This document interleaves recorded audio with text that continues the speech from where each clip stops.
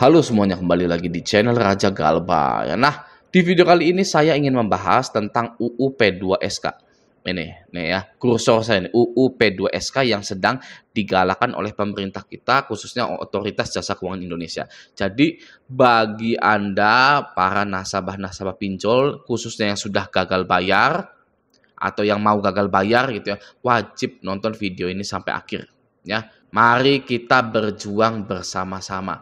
Saya Raja Galbay berada di pihak Anda. Saya Raja Galbay adalah teman Anda, teman Galbay Anda ya. Sampai sekarang saya pun masih Galbay. Oke, nah kita lanjut ke inti video. UU P2SK. Kita baca dulu di sini ya.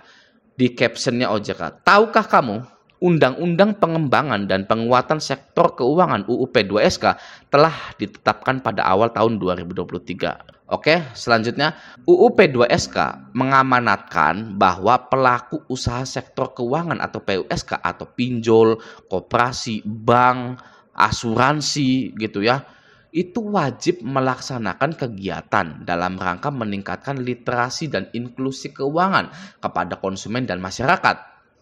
Ya, selanjutnya dari aspek pelindungan konsumen, UU P2SK antara lain mengatur bahwa Otoritas Jasa Keuangan dalam hal ini OJK berwenang dalam mengatur mengenai pengawasan perilaku pasar atau market conduct. Nah, jadi artinya OJK itu ya berwenang dalam mengatur produk-produk yang dikeluarkan oleh perusahaan-perusahaan pinjol, koperasi, bank, dan lain-lain. Ingin mengenal lebih jauh tentang UU P2SK, yuk ikuti webinar bersama Kepala Eksekutif Pengawas Perilaku Pelaku Usaha Jasa Keuangan Edukasi dan Perlindungan Konsumen merangkap. Saya nafas dulu ya.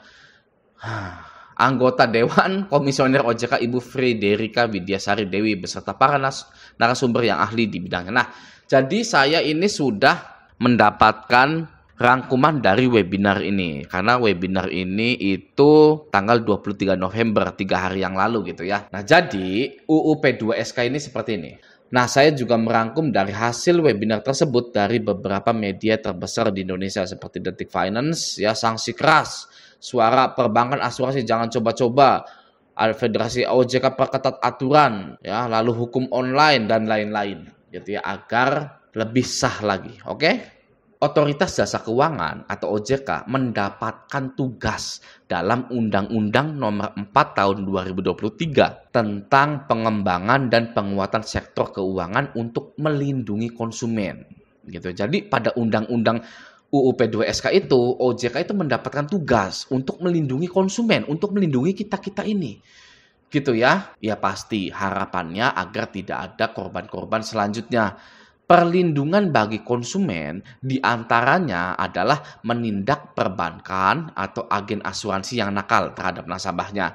Selain itu, diatur juga terkait debt collector atau juru tagih yang menggunakan kekerasan dalam menagih. Oke, hal-hal tersebut diatur dan sanksinya adalah dipenjara jika debt collector itu melakukan kekerasan dalam menagih.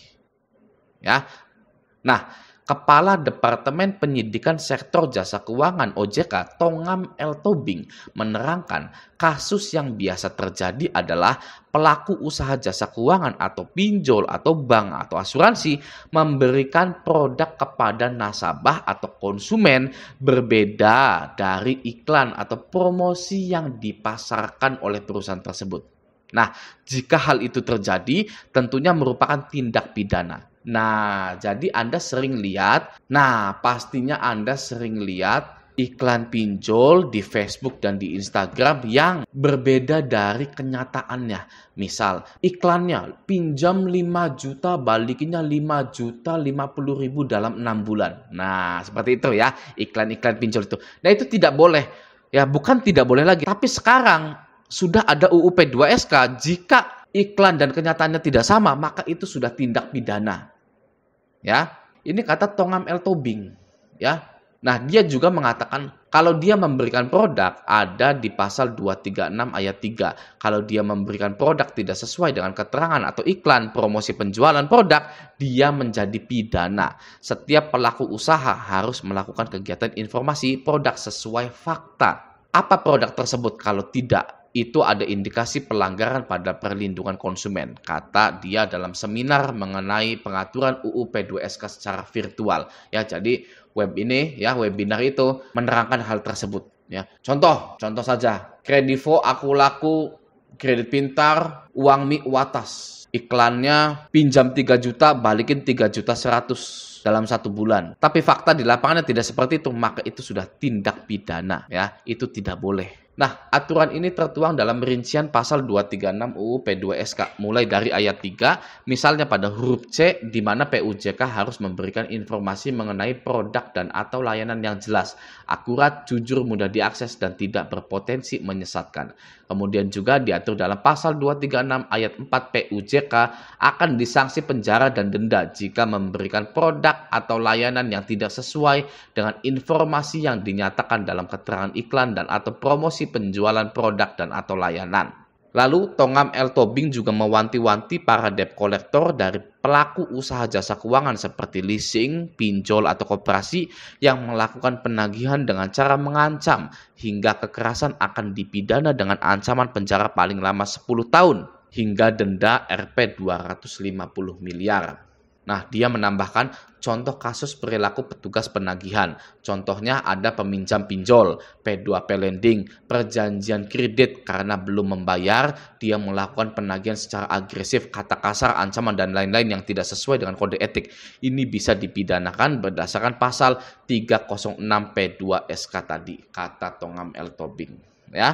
Nah, jadi rangkumannya bagi Anda yang gagal bayar di pinjol, OJK ini sedang berusaha untuk melindungi para konsumennya dengan adanya UU P2SK tersebut gitu ya. Jika Anda merasa Anda ini sudah ditipu oleh pinjol, pinjam sekian bunganya murah tapi kenyataannya tidak seperti itu, maka pinjol ini sebenarnya sudah jadi pidana gitu kan ya. Nah, kalau menurut saya, jika pinjol ini sudah melanggar dan sudah jadi pidana, otomatis jadi pidana, maka sebenarnya gagal bayar pun nggak apa-apa, nggak mengapa gitu ya. Karena produk tersebut pun, atau produk yang dikeluarkan dari pinjol itu sudah menipu kita. Ya, dari dulu sampai sekarang, iklan pinjol itu sangat menipu sekali. Di Facebook, di Instagram itu banyak sekali iklan-iklan pinjol yang menipu. Nah, jadi jikapun kita gagal bayar, ya tidak mengapa, karena pinjolnya pun sudah menjadi pidana karena menipu masyarakat Indonesia, gitu kan? Nah, jadi tidak ada alasan takut lagi bagi Anda untuk gagal bayar, gitu ya. Misalkan takut nih gagal bayar, uang pinjolnya pun sebenarnya sudah menipu Anda, ya melalui iklannya, kenapa harus takut? Dan juga buat para DC pinjol yang sedang menonton video saya ini, Anda bisa didenda 250 miliar atau dipenjara 10 tahun jika menggunakan kekerasan. Ya, bagi para nasabah silakan save video ini untuk diingat-ingat jika nanti ada debt collector pinjol yang ke rumah lalu melakukan kekerasan. Gitu ya, itu tidak diperbolehkan. Anda langsung telepon OJK-nya saat itu juga ya, karena DC ini melakukan kekerasan dan sudah melanggar UU P2SK tersebut. Ini ya, sudah melanggar UU P2SK. Jadi misalkan gini, simpelnya gini ya, ada debt collector yang kasar, teriak-teriak, mengancam dan lain-lain gitu ya. Itu sudah melanggar UU P2SK. Gitu ya, Anda telepon OJK-nya, Mas, Mbak, ini ada dari salah satu pinjol yang sudah melanggar undang-undang P2SK gitu ya, karena dia sudah berbuat onar di rumah saya seperti itu. Oke ya. Nah, jadi tetap semangat galbay, jangan sampai loyo, jangan sampai goyah ya. Raja Galbay bersama Anda, bersama orang-orang yang galbay. Oke ya, nah semoga video ini bermanfaat. Sampai jumpa di video selanjutnya.